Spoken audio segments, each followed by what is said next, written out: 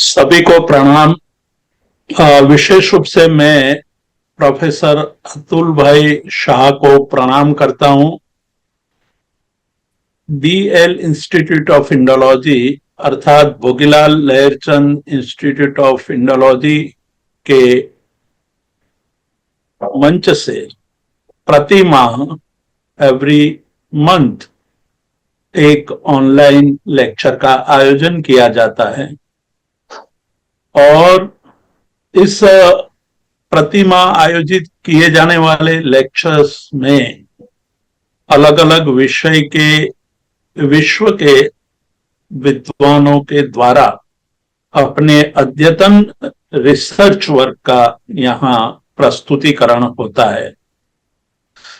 आज बड़ी खुशी का विषय है, अत्यंत आनंद हो रहा है कि अतुल भाई इस मंच पर उपस्थित है। मैं उनका स्वागत करता हूं।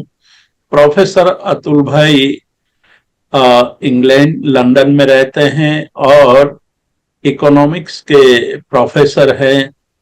विशेष रूप से उन्होंने बहुत सारे काम किए हैं और उनके कामों की यदि हम गिनती करें तो बहुत लंबी है। मैं कुछ कामों के यहाँ जिक्र करना चाहता हूं। उन्होंने एक बहुत अच्छा जैन डाइजेस्ट मैगजीन निकाला था और ये मैगजीन में प्रमाणभूत जैनिज्म की इंफॉर्मेशन और दुर्लभ फोटोग्राफ्स के द्वारा दर्शाते थे। आज भी कई लोग उस मैगजीन को संग्रह करके अपने पास रखे हुए हैं। एक दूसरी उनकी विशेषता है, अतुल भाई जब भी कोई काम करते हैं तो पूरा अंदर डूब जाते हैं। पूरे लगन से पूरा रिसर्च करके पूरा अध्ययन करके ही अपनी बात को प्रस्तुत करते हैं। इकोनॉमिक्स और व्यवसाय में एथिक्स के बारे में उन्होंने बहुत ही गंभीर कार्य किया है और मैं ये कह सकता हूं कि शायद विश्व में एक अकेले अतुल भाई ही है कि इस तरह का संशोधन कार्य कर रहे हैं। वर्तमान में जैन धर्म के एक बहुत बड़े खानदान जो मुर्शिदाबाद, अजीमगंज और जियागंज में स्थित थे और उस वक्त विश्व के सबसे बड़े धनिक के रूप में उसकी गिनती होती थी। जैसे आज एलन मस्क या अन्य धनवानों का नाम लिया जाता है, उस समय जगत शेठ खानदान का नाम लिया जाता था। उसका संशोधन कर रहे हैं। जगत सेठ कैसे बने और उन्होंने अपने जीवन में कौन से कार्य किए थे, वो सारी बातों का अध्ययन कर रहे हैं, संशोधन कर रहे हैं। कुछ ही समय के बाद, मतलब कि कुछ महीनों के बाद हमें वो संशोधन प्राप्त होगा, जब प्रकाशित होगा तब। मैं ज्यादा समय नहीं लूंगा।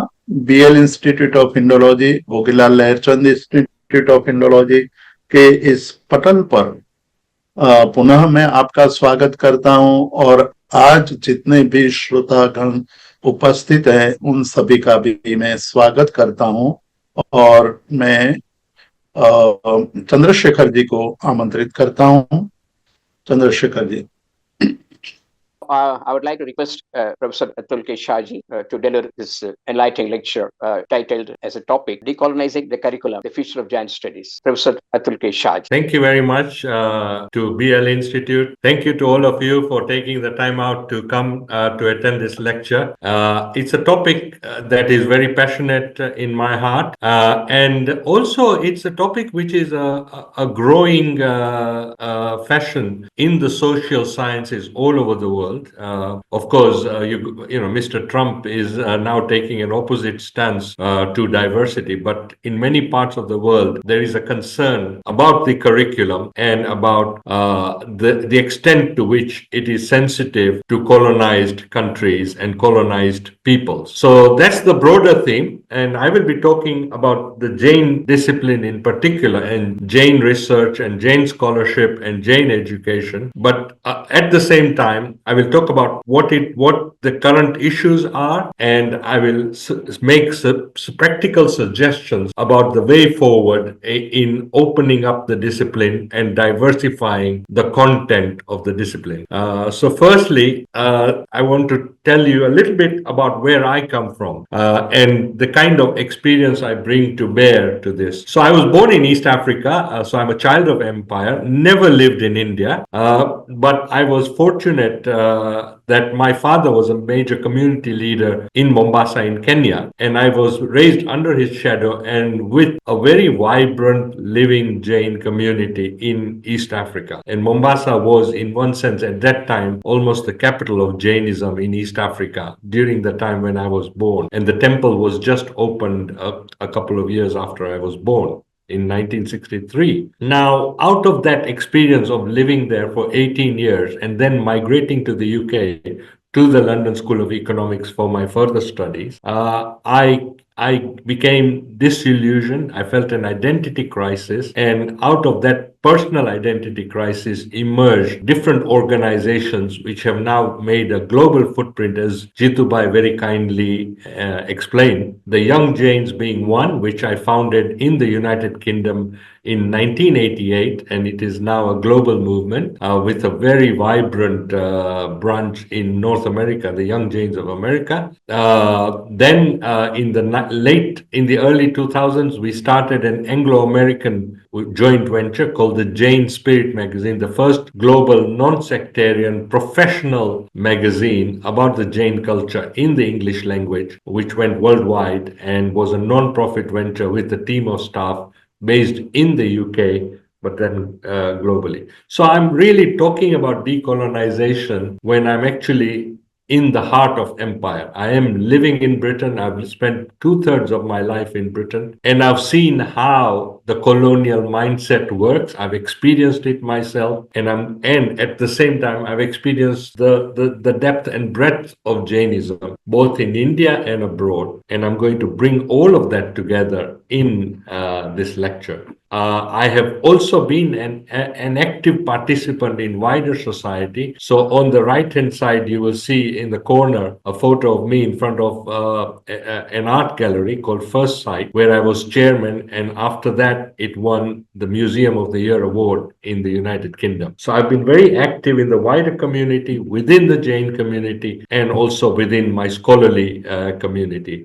In the center is a book, a research monograph, Jainism and Ethical Finance. Jitubai talked about my work on Jain economics, and it is sad to say that actually, even if you look at the encyclopedia of Jainism, there's only 10 pages devoted to the merchants and the Jain economic influence out of 500 or so pages, when actually that lies at the heart of Jain progress and Jain assimilation in society. As an academic, I did my PhD at the London School of Economics. I'm currently at City University in London, City St. George's. And in the last 10 years, after Jain Spirit, I have written a number of monographs, a number of research papers covering a range of topics, but mainly to do with ethical accounting and finance, including a book on transforming accounting and finance education, and also my latest book, Organic Finance, which I'll talk about a little later. It's coming out in June. I spoke about some of this at Jitubai's conference in Ahmedabad this January, and I will say a bit more about how it relates to the whole theme of decolonizing the curriculum. So this is the mindset of empire. The world is uncivilized, and the world needs to be civilized by the European peoples. And that civilization was also mixed, intermingled with Christianity and religion. But there was an assumption behind this that the native peoples of the world are all illiterate, they're all ignorant, they have no culture, and they are backward and uncivilized. So not only were we conquered physically, but even deeper, there was a conquest of our culture, our language, our way of life, and a subjugation of all that we held to be a part of our history and heritage. Now, that's not an old history. It didn't happen thousands of years ago. It literally happened until the last century, and even that, I mean, India got its independence in 1947. So, and then East Africa, Kenya in 1961. So it's a very recent history. And I have a quote in the bottom which is from a French philosopher, which says, when plunder becomes a way of life for a group of men in a society, over the course of time, they create for themselves a legal system that authorizes it and a moral code that glorifies it. So, in a sense, I would add to that, and a knowledge system which encourages plunder and subjugation of cultural diversity. Now, decolonization is not just about black and white peoples, although that has an element to it. It is about how knowledge and education is framed, how it is supervised, how it is edited, how our books are shaped and our curriculum is shaped, and what is the hidden influence on our knowledge systems in the world. And one of the biggest engines of empire has been the institution called the university. And there's been a phenomenal growth of universities all over the world, but especially true in India. And in India, in fact, it is literally growing by the month, the number of new universities coming up in India.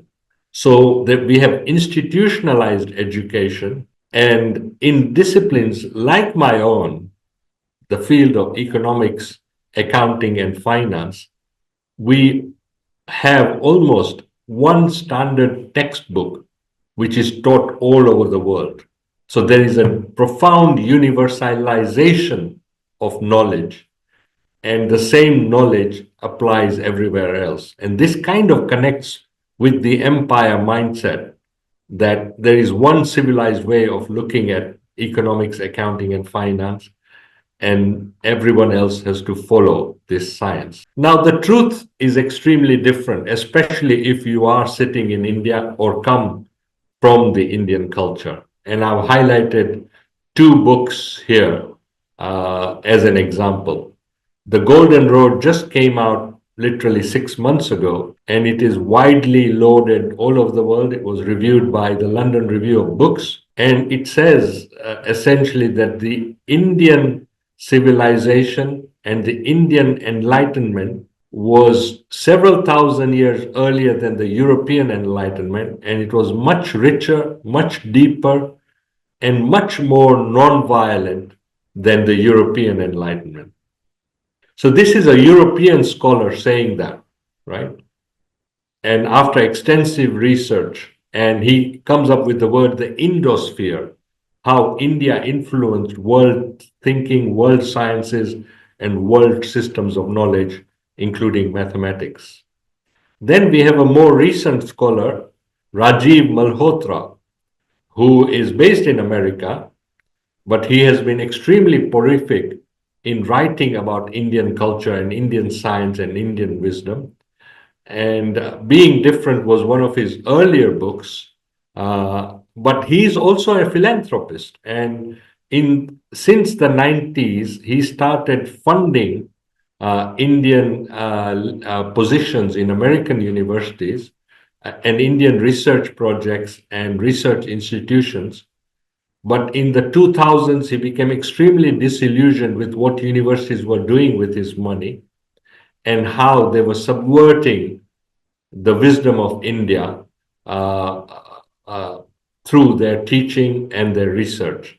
So he stopped doing that and he started to do his own research instead, and has now had a major influence globally in challenging Indology and Indologists.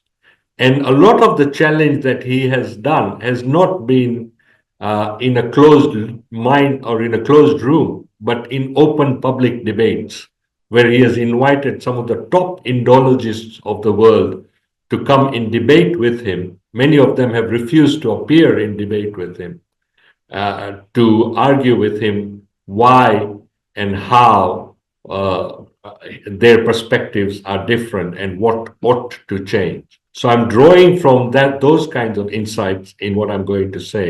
Now, one of the greatest and most important developments in Jain scholarship has been the establishment of the Center for Jaina Studies at the School of Oriental and African Studies in London, which was established by Dr. Peter Flugel, who is now Professor Peter Flugel, and has used that institution and its extremely excellent global reputation to build a whole group of scholars and to widen the discipline worldwide and to create a network for scholars to come together and exchange ideas and present their research. And that has been going on for over 30 years, with a remarkable impact on the growth in Jain scholarship worldwide. Now, in terms of Jain education and the actual courses at universities on Jainism, that footprint has been rather less because, for whatever reason. So actually the growth in Jain students has not been matched or multiplied by the number of Jain posts that have been created.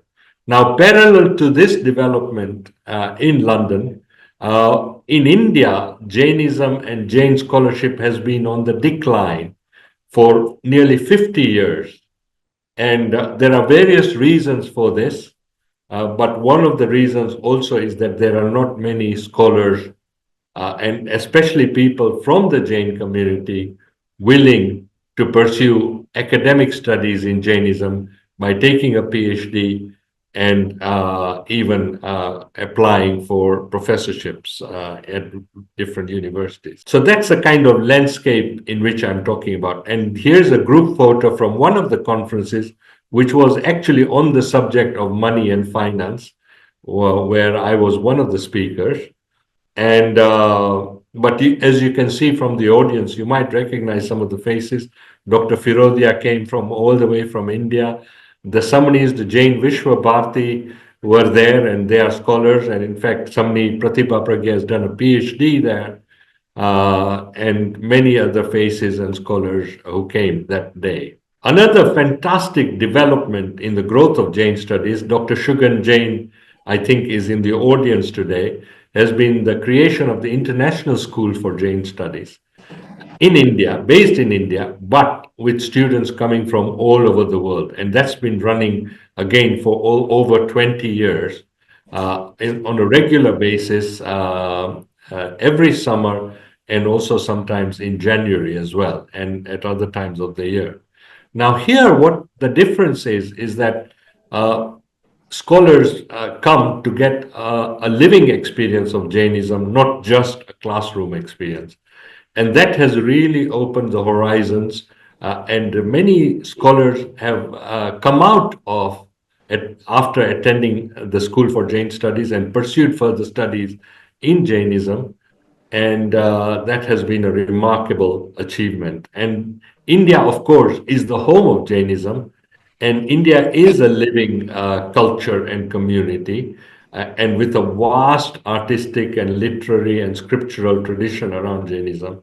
So it is only right that India should be a focal point for the growth of Jain studies. Now, what exactly do I mean by decolonization, and what are the effects of colonization on Jain studies and Jain knowledge? Now, if you look at wider systems of knowledge and education, generally ethics is marginal to the curriculum and taught in specialist philosophy departments.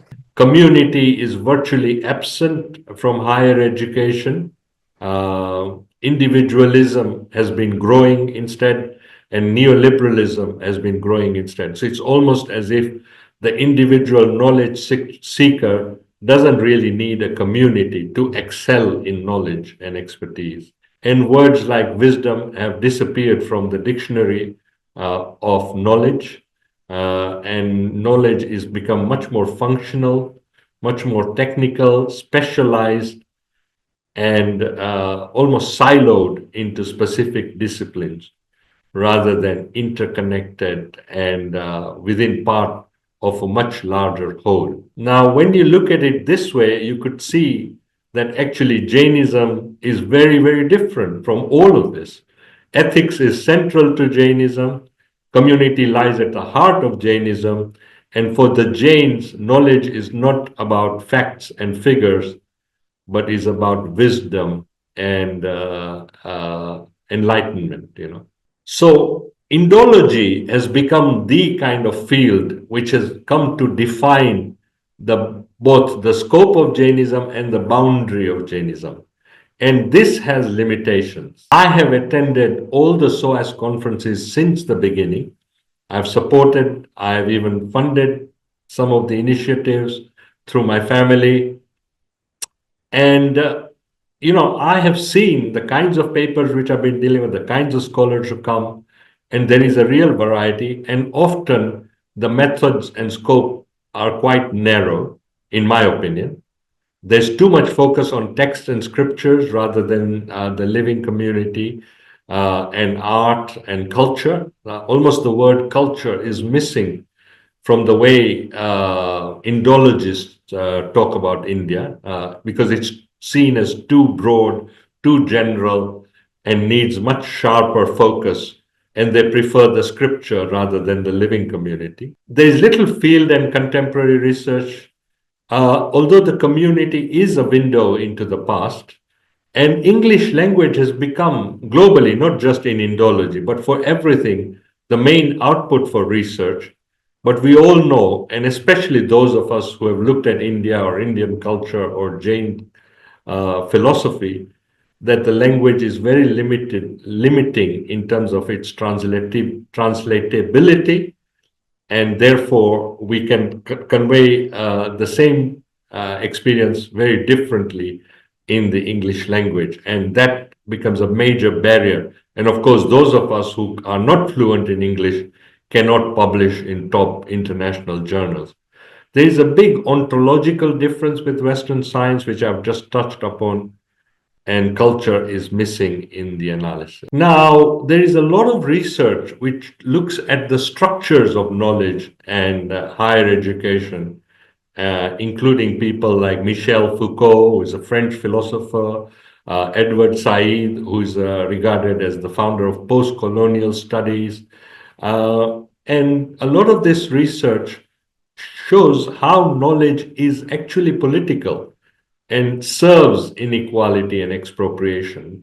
These are the big economic truths of modernity.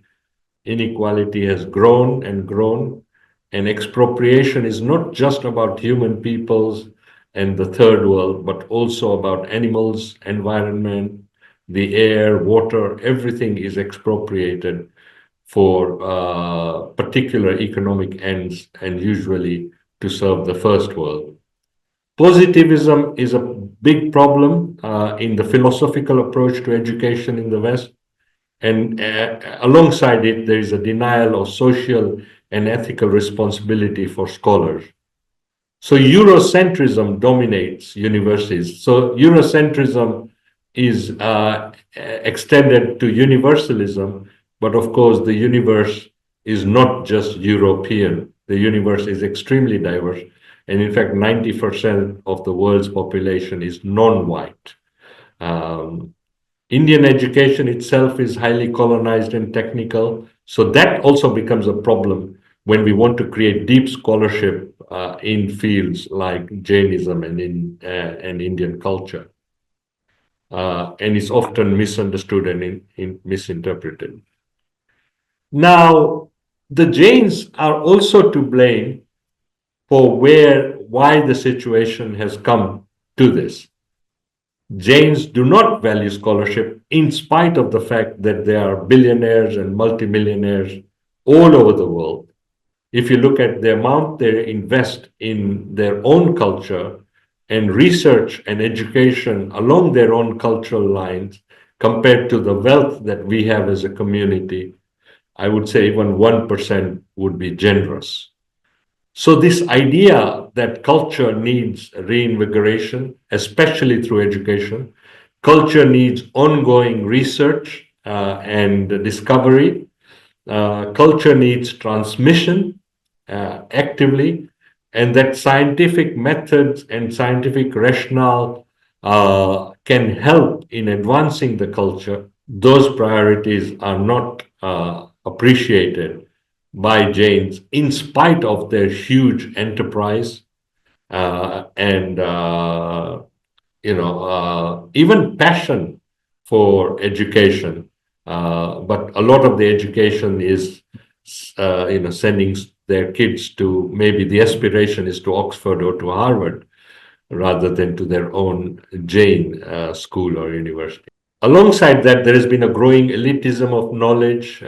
Experts and specialists, especially in fields like economics, command very high salaries and are able to create a jargon which defends their expertise, and very few people can penetrate it, even though they feel burnt by economics, accounting, and finance. They are not able to critique it on its own terms. Now, all over the world, especially in higher education, there has been a huge pressure to publish in top international journals.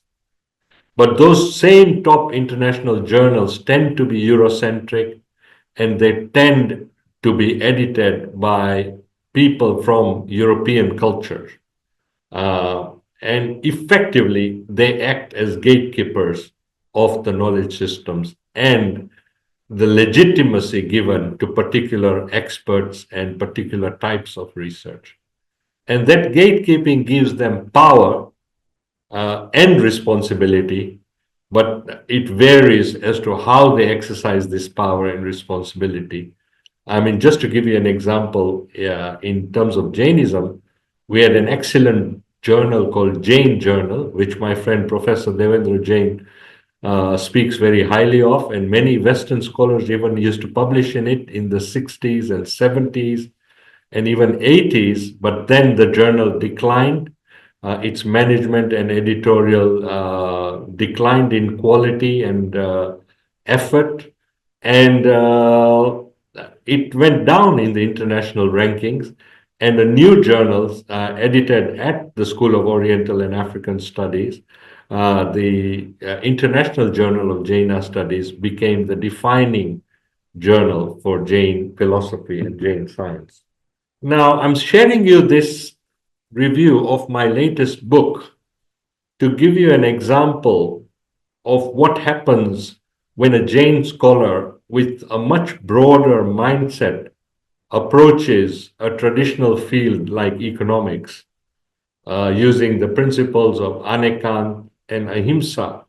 Martin Palmer is saying here that my latest upcoming book in June is transforming the whole field of economics, which has millions of students all over the world, as comparison to students of religion studies, which are in the hundreds or thousands at best.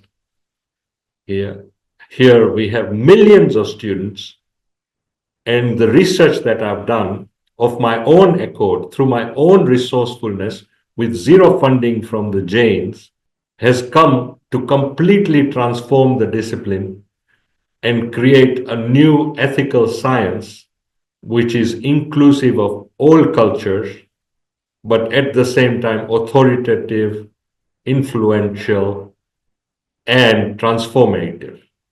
So I welcome listeners of this to introduce me to philanthropic Jains, to help me to promote this book worldwide and to make sure that it gets reported in many newspapers, editorials all over the world, because the field is completely strangling the world, damaging the planet, and destroying our ecosystem.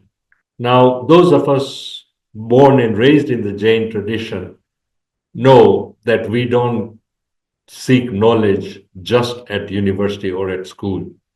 For us, knowledge is a part of everyday life, is a part of everyday practice. Knowledge is connected with reflection, conscience, meditation, and knowledge is not just the sole person at home praying or reading, but with equanimity, but also gathered and built in the wider community. So that whole approach to knowledge and education is so distinctive for the Jains and so unique that the Western system of higher education and specialized education actually structurally conflicts with how we approach knowledge and learning and growth. So the word which I would use is holistic education. It's about lifelong learning. It's about retaining the culture and learning within the community. It incorporates narratives of migration and identity. It's interdisciplinary. It includes mind, body, and spirit, not just the mind, not just about facts, but also about experiences. Culture is critical to knowledge. So is ethics, business ethics, and ethical finance. Remember, economics is the most powerful social science and is actually influences other social sciences through its power and arrogance. So we need to build interdisciplinary partnerships in the social sciences, and we need to build think tanks to influence public policy from the kind of depth and breadth of Jain wisdom that we have. One of the initiatives which I was the founding editor of, I gave up my academic career to do, was the Jain Spirit Global magazine. It was an Anglo-American venture. We raised funding both from the UK, from North America, and some from other parts of the world to create a professional office and professional non-profit organization. And it was an English language magazine, but it was actually run and led by the Jains and helped in actually transforming the global perception of Jainism from either ignorance or how do you spell the word Jain, to a culture, a living culture with great depth and wisdom and creativity. And we ran this for 7 years, and the magazine went all over the world. And we had an expert advisory board, which included Professor Padmanabh Jaini and other scholars. Nalini Balbir was there. And they provided some really helpful tips on how to improve the magazine and take it forward. Now, here in London, the city of London is the heart of global finance. And in this square mile, we have 104, or we used to have before the wars, 104 churches. And instead, today, the churches are mostly empty, and we have about 1,600 pubs and wine bars fueling the city of London. So the whole culture of finance has been transformed from one of faith and conscience to one of addiction and exploitation and expropriation. But if you were to open a textbook in finance, none of this would be mentioned. The word trust would not be even in the back index. Greed is sanctified and even celebrated as the way to do finance and to build efficient markets and to improve productivity and growth. And the whole field is completely universalist and acultural, as if culture is irrelevant to creating good finance or sustainable finance. And this continues to this day. And, even in North America, in Wall Street, everywhere. Right? So what is urgently needed, given our planetary crisis, is we need a rebirth of wisdom. We need a rebirth of faith, not just in the department of theology, but in the wider curriculum and its relation to ethics, education, and conscience. Dr. Jaswant Modi and his wife, Dr. Meera Modi, have been key catalysts for the growth of Jain research and scholarship all over the world, especially in America, but also in the United Kingdom, in Europe, and in India. And they've been doing this generously. And actually, through their work, other philanthropists have also joined and supported this initiative.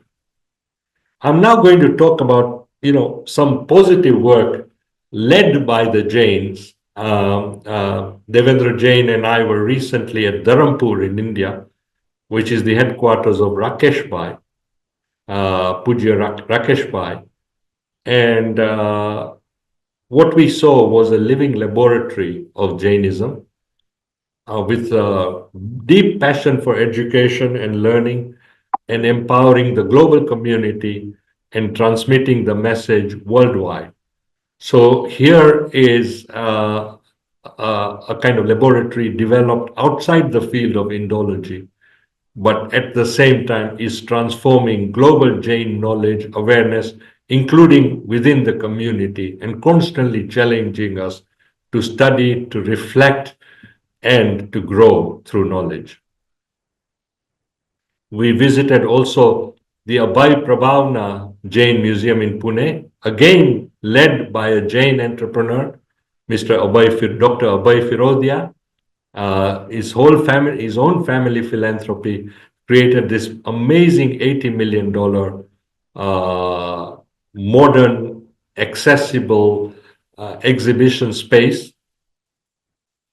And if you actually go there and see and spend a day there, you will discover that it's actually a redefinition of Jainism as not just about the life of the monk or the nun, or not just about scriptures, but about all aspects of living, learning, and wisdom. And it's a phenomenal new translation of Jainism, and something that was very much needed, given that India has got temples all over the country, but very little translation and very little scientific explanation of the history, the philosophy, and the heritage. So he has single-handedly spent 10 years of his time, tan, man, and dhan, as we say, to create this revolution in Jain studies, whose beacon and lighthouse effect we will see for decades to come and will help decolonize Jainism. Arihant Institute is again another Jain initiative started by Dr. Parveen Jain in California. And if you look at their objectives, Jain philosophy is just one of their objectives. They clearly see themselves as a university engaged with the world and wanting to transform the current critical scenarios prevailing in the world, and not just talk about something that was in the scripture in the 5th century and needs translation and analysis and just stop there. So these are, according to me, the research themes which are missing. Sustainable development, everyone is talking about it, but not when you go to a Jain academic conference. You hardly hear the word sustainability. Economics and business ethics, holistic education. Again, I don't hear this word at the Jain conferences that I go to, but it's central to the Jain philosophy. Plurality, Anekant research is growing, which is good. Community-based learning and innovation among the Jains, we need to celebrate.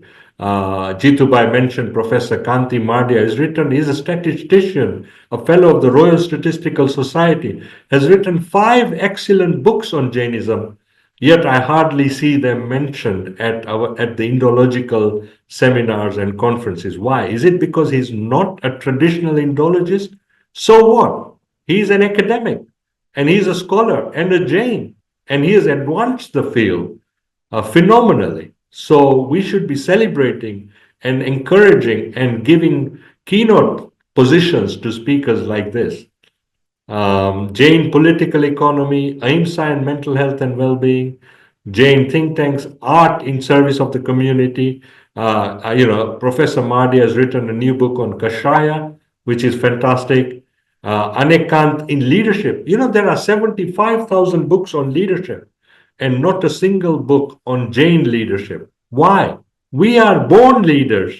Leadership, we should be writing and talking about leadership, not just in our community, but all over the world, because we do leadership with a deep sense of conscience and responsibility, the kinds of values which are much needed among leaders today in the modern world. And these are the future directions. We Jains need to take responsibility for our own culture, our own knowledge and scholarship, and we need to respect our own scholars and value them and support them and not marginalize them and dismiss them.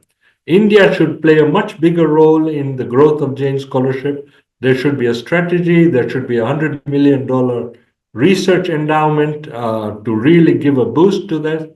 We should transform education curriculum, not just create more researchers in Jainism. We should revive the scholarship of monks and nuns, which was, if you think of Hemchandra Acharya and many acharyas in the past were huge scholars, but that tradition has gone in decline. Acharya Mahapragya was a great scholar in recent times. We need to revive that. We need to invest in young people. Definitely, business and economics should be a top priority because we do it all the time, but we have hardly any voice in the business and economics curriculum. And it has 1,000 times more students than students of philosophy or theology. And we should be ashamed that there are hardly any Jain business case studies, or even when our own students go to study in the West, their own culture is never taught or reflected in the wider classroom. Okay, I think I'll stop there. Time has gone. We can have some time for questions and answers. I'm open to that. Thank you. Thank you, sir. There are a few questions in the chat box. Sure. Yeah. So one is how to rebuild faith and trust. Well, the first answer is there is no formula. Economists only use formulas, but faith and trust is not a formula, and it'll take time. Materialism and our obsession with money has also affected our aparigraha. We talk about aparigraha in principle, but we don't practice it. We need to practice it. We need to put money in its place and be patient about building trust in society, and actually have a medium to long-term horizon, not a short-term priority of building more and more temples and hiring contractors to build them, and then not changing the culture or the science. Yes. So अगर किसी को कोई भी प्रश्न है तो वो zoom का हैंड रेस कर सकते हैं, उनको अनम्यूट होने का अवसर दिया जाएगा. If anyone has any questions or feedback, they can just raise their hand on Zoom. They will be given an option to unmute themselves. So I don't see any questions as of now. Yeah. Oh, I've scared people. Yes, there is one question. Yes, sir. You can. You'll be able to unmute now. Atul bhai very well described and presented the core subject, and you are very much right that Jain values, which is missing in our young generation, has to be inculcated. The mostly cultural value we are very much missing in our society, and you rightly mentioned Professor Mardia. He is an exceptional example to author so many books on text on this particular subject.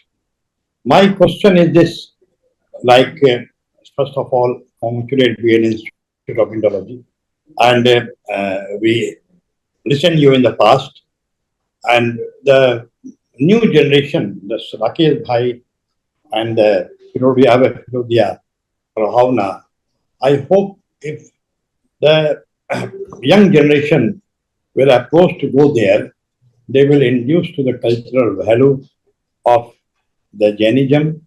Most of the Jain school in India, in Bihar also from where I belong, they have shut down their door. The young generation, they are not interested reading even the Jain magazine, Jain values.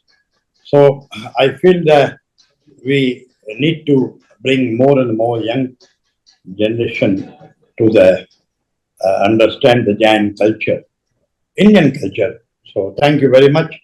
I appreciate your nice presentation. Pradeep Bhai is one of my gurus and a phenomenal philatelist, has taken Jain philately to a global level and is really a great example of global leadership in terms of, and a very proud Jain, and always sharing our culture wherever he goes in whatever way he can. And I think that's an example of how we can decolonize Jainism by going out, sharing, talking about it, and being proud about it, and being willing to listen and exchange in every level, And he's constantly doing that. He actually came all the way to Bengal to visit, to meet me during the latest trip. And I think we do have those examples, as I explained with Mr. Firodia and others. We do have those kinds of leaders, so which is really great. Thank you, Atul Bhai. Jai Hind. There is someone from the audience who wishes to share a point. Yes, you will be able to speak, Yeah, ma'am. yeah, yeah. I must congratulate and compliment you, Professor Shah, for such an illuminating, enlightening talk. And you touched in a very short time, touched on very important points. I got a chance to hear Mr. Rajiv Malhotra recently in Vivekanand Foundation in Delhi, and also heard about the Book of William. And apart from this, I would like that your talk should be for the wider community in India, in Delhi particularly, because that's the hub where the plunder of culture is really taking place. And like to discuss more on the plunder of culture which is taking place.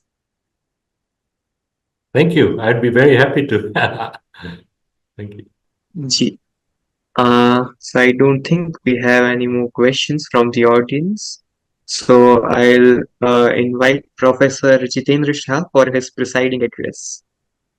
हमारे बीच professor Kanti Maredia जी हैं। यदि वो कुछ कहना चाहते हैं तो मैं उनको आमंत्रित करता हूँ। Professor Kanti Maredia ji. Thank you, sir. I have such a respect and how to put it, Atul, in the way he speaks, the way he takes the subject is something for me as a scientist very hard. He's so articulate and he brings it all difficult point. कांति भाई, आपका camera थोड़ा adjust कीजिएगा, आपका मुंह नहीं दिखाई दे रहा है इसमें। मेरा मुंह चला गया क्या? Just let me see, where am I? Just He will be 90. He will be 90 years old in a month and still going strong, still writing books, continually doing research. He is a great guru for all of us. Yeah, am I okay now? Can you see me or? It's better than before, but now you can speak. Yeah, so sorry, I think I have not adjusted the camera because I thought I would be, with the video be off. And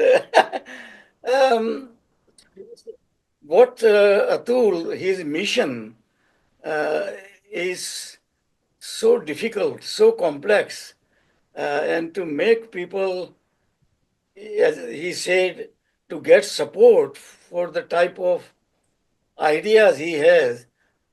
It is difficult in academia because they have to get their tenure. So they are part of them, which we find also in science subject. I think people don't want to do interdisciplinary research because it takes more time to understand jargons, and on the other hand, they have to produce some stuff for the career. So it is a difficulty since with all these barriers what we have to put this into practice, uh, and how to do it, only Atul knows. I've been trying very hard through books, through my talks, but I'm not successful. I think I'm a failure as far as bringing to young mind, which बिल्कुल many सही है એટલાનું print out to bring them into it, and how to do it, how to bring young mind, those who are crying, to understand non-violence, to understand what Jain thinking is. I think people use the word Jainism, which I try to avoid and always use Jainness. Jainness is what we are after, and that's what we are propagating. We are not propagating as such ism, but what we are propagating is this idea of Jainness, a quality of being a Jain, the values of Jain. Sorry, I don't want to give a bhashan. With so many wise people, I think I better shut up. But I appreciate your mission, but one of the very difficult mission, and I hope I can be part of it. And there could be a group of academia and others, those people who are philanthropists, and they can bring as a group together rather than me, Mardi, as individual, which I've been, as I said, not been as successful. So what one need is an umbrella where which has got a force behind it of not only few individual, but of a big community as well as big academics. So I shut up, actually. I shouldn't be. It is Atul Day. I don't want to spoil it. Atul. Thanks, Atul. I enjoyed every word what you said. And I look forward to the slide. If you can share one day. Boy, it's a so nice presentation. I am very jealous. Thank you. Thanks, everyone. Thank you. I enjoyed it. हमारे साथ संस्थान के director professor Vijay Kumar Jain जी जुड़े हैं, उनको भी मैं यहाँ आमंत्रित करूंगा। प्रोफेसर विजय कुमार जैन, सर आप अब अनम्यूट कर सकेंगे। मेरे ख्याल से वो माइक पर उपस्थित जी नहीं है। मैं प्रोफेसर आ गए हैं। विजय जी, आप कुछ कहना चाहते हैं तो अनम्यूट अनम्यूट कीजिए। हाँ, आज बोलिए। के व्याख्यान के लिए प्रोफेसर शाह जी को तो मैं धन्यवाद दूंगा, लेकिन इसके लिए जो प्रेरक रहे हैं श्री जीतू भाई जी, जिन्होंने हमको इतना बढ़िया एक व्याख्यान के लिए नाम सजेस्ट किया, तो जीतू भाई के लिए भी हम लोग धन्यवाद देते हैं। भारत में यद्यपि काम बहुत हो रहा है, इंटरनेशनल में उसका रिकॉग्नाइजेशन नहीं हो पा रहा है, जिसको हम लोग कहते हैं कि हमारा बिजनेस मैनेजमेंट बहुत कमजोर है, लेकिन आपने ध्यान दिलाया है बहुत सारी बिंदुओं पर, जिसमें हम लोगों जो हमारे जैन संस्थान काम कर रहे हैं उनको ध्यान देना होगा। इंटरनेशनल जर्नल की ओर हम लोगों को आगे बढ़ना होगा कि हमारे जो जर्नल हैं वो इंटरनेशनल तक पहुँचे। आपने बहुत सारे फ्यूचर जो प्रोग्राम दिखाए हैं हम लोगों को जिसमें काम होना चाहिए, उसमें एक मैं चाहूंगा कि एक चुनौतियां भी हैं हमारे जैन समाज के सामने, उस पर भी काम होना चाहिए। जैसे मैं समझता हूँ कि आज से 30 साल 40 साल पहले जो इंडिया का बिजनेस था वो जैन लोगों के हाथ में था, आज वो 5% भी नहीं बचा हुआ है। तो इस तरह से जनसंख्या किस तरह से जैन लोगों की कम होती जा रही है, इस तरह से जो कह सकते हैं हम लोग अप्लाइड जैनिज्म के बारे में हम लोगों को बहुत से अध्ययन करने की जरूरत है, जिस पर काम नहीं हो रहा है। क्योंकि आप इकोनॉमिक्स के प्रोफेसर हैं शाह जी, मैं उनका ध्यान दिलाना चाहता हूँ कि इस दिशा में भी वो कुछ काम करें और हम लोगों का मार्गदर्शन करें। और सभी जो और भी विद्वजन लोग इसमें सहयोग दिए उनके प्रति भी हमारी कृतज्ञता के भाव हैं। आगे जीतू भाई अपने अध्यक्षीय उद्बोधन में हम लोगों का मार्गदर्शन करेंगे। जी जीतू भाई। अतुल भाई, आप कुछ कहना चाहेंगे अंत में कि Yeah, just thank you to everyone for joining. I think that before you release the video, you should edit it so that it's compact and easy to, then it will, people will share it also, you know. So that's my request. But otherwise, Yeah. thank you everyone and thanks for your feedback. I spent a lot of time thinking about it. Jitubai has been a fantastic guru for me also, and he has been helpful to so many people over so many years and so many different organizations. And you know, the conference that he organizes every January in India is worth supporting globally. And you know, I think it's a way to boost Indian scholarship in Jainism, which is very much urgently needed. And you know, we hope and pray it keeps on growing. Vyom, thank you for all your help with the production. We couldn't have done without you. And yeah. Atul भाई, आपने एक नए विषय पर बहुत ही अच्छे विचार यहाँ प्रस्तुत किए हैं। इसके लिए मैं आपका आभारी हूँ और आभार प्रदर्शन के लिए मैं हमारे संस्थान के ट्रस्टी श्री सुगत जी जैन को आमंत्रित करता हूँ। जी सुकत जी, अब आप अनम्यूट कर पाएंगे जी। Thank you. Thank you, Professor Atul Shah. That was a very enlightening talk that you gave us this evening in India and afternoon for you probably.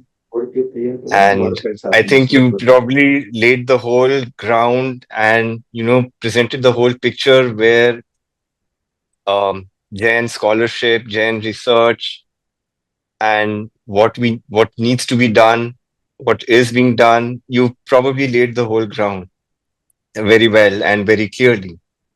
So thank you very much. Thank you for making time and thank you for you know, obliging us for with this talk. We really appreciate it.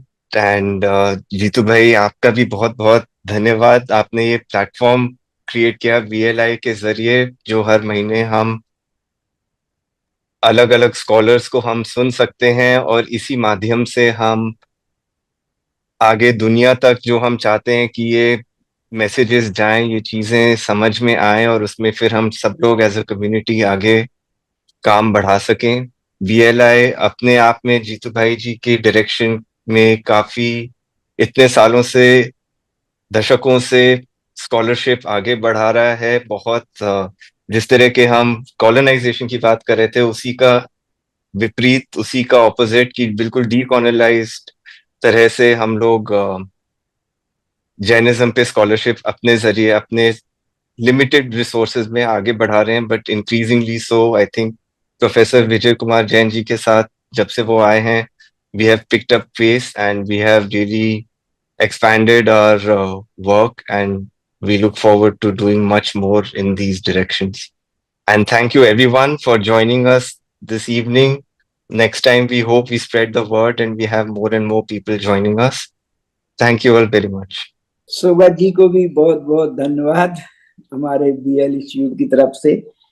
आप young generation में हमारे संस्थान से जुड़े हुए हैं। किसी भी संस्था के लिए यह बड़े सौभाग्य की बात होती है कि उसकी यंग जनरेशन प्राच्य विद्याओं के विकास में जुड़े। तो मैं अपनी संस्थान की ओर से उनको भी धन्यवाद देता हूँ।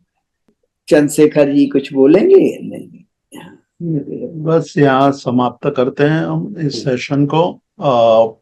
जीतू भाई से मैं निवेदन करूंगा कि इस तरह के अंतरराष्ट्रीय व्याख्यान के लिए हम लोगों को कुछ नाम और प्रेरित करें। हम लोग अतुल जी से पूछ सकते हैं और कांति मरड़िया जी हैं, उनका भी लेक्चर इस सीरीज में रख सकते हैं। और दूसरे भी प्रोफेसर, एक हमारे साथ प्रदीप जी जुड़े हैं पटना से, जो स्टैम्प्स के बहुत बड़े संग्रहकार हैं और विश्व के मतलब भारतीय स्टैम्प के शीर्षस्थ संग्रहकार है। उनसे भी हम कभी सुनना चाहेंगे। मैं उनका भी मतलब आभार मैं व्यक्त अपने बीएलआई की तरफ से इन लोगों का आह्वान करता हूं कि वो हम लोगों से जुड़ें और अपने नए टॉपिक के साथ में हम लोगों को अपने ज्ञान से लाभान्वित कराएं। जीतू भाई के माध्यम से या बीएलआई में किसी तरह से सूचना देंगे तो हम लोग उनके लेक्चर का आयोजन करेंगे। जी सर। और सर आपका भी व्याख्यान अभी हम लोग पूरा नहीं मानेंगे क्योंकि आपने बहुत शार्ट में यद्यपि पूरा व्याख्यान संक्षिप्त किया है, लेकिन इसको और विस्तार से कुछ बिंदु और भी हो सकते हैं इकोनॉमिक्स के पॉइंट ऑफ व्यू से। उसको एक चाहे तो आप एक अगला व्याख्यान भी हम लोगों के लिए प्रस्तुत कर सकते हैं।